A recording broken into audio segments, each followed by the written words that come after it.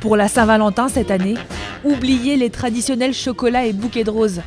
Pour être à la page, misez plutôt sur le sexy. Vous avez l'embarras du choix. Culottes, bas, nuisettes et soutien-gorge débordent des rayons. La lingerie fine c'est tendance et les hommes l'ont bien compris. À la Saint-Valentin, ce sont eux les principaux acheteurs. L'occasion pour eux d'affirmer leur goût. Ce qui est un peu transparent, avec des bretelles en satin, beaucoup de string. Voilà, c'est aujourd'hui ou jamais. Du rouge. Vous voyez ? Le rouge, le noir. Offrir de la lingerie fine est l'astuce pour se faire plaisir à deux. Les hommes en couple sont 42% à vouloir faire porter des strings à leur compagne. Mais le demander reste encore délicat pour certains. Dans la relation aussi. J'ai eu un monsieur ce matin, un jeune homme, ça fait pas très longtemps qu'ils sont ensemble, alors il se demandait si ça se faisait, si elle n'avait pas pensé qu'il était pervers, vous voyez, par exemple. Passé pour un pervers, certains s'en moquent.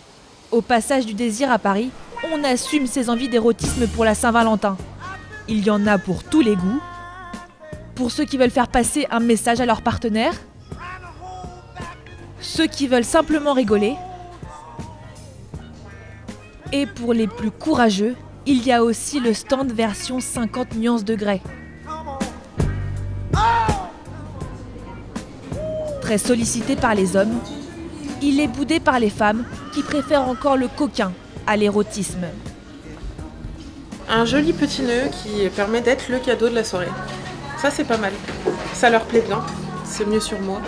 De leur côté, les hommes ont moins froid aux yeux. 70% des achats de sextoys sont effectués par des hommes le jour de la Saint-Valentin. Technologie oblige, les sextoys du moment sont les sextoys connectés. On va avoir les jeux connectés. Les jouets connectés, c'est les jouets de couple où souvent l'homme tient une télécommande et à distance il va faire vibrer sa compagne.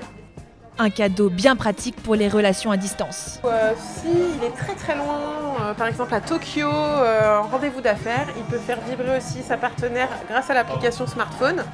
Et il y a une sorte de Skype un peu coquin où on voit son partenaire en petit logo et du coup on fait vibrer son partenaire. Et ça marche très très bien pour la Saint-Valentin. Lingerie fine, sextoy, ils font aujourd'hui partie intégrante de la Saint-Valentin. Plus d'un Français sur 3 prévoit de rester chez lui pour une soirée torride.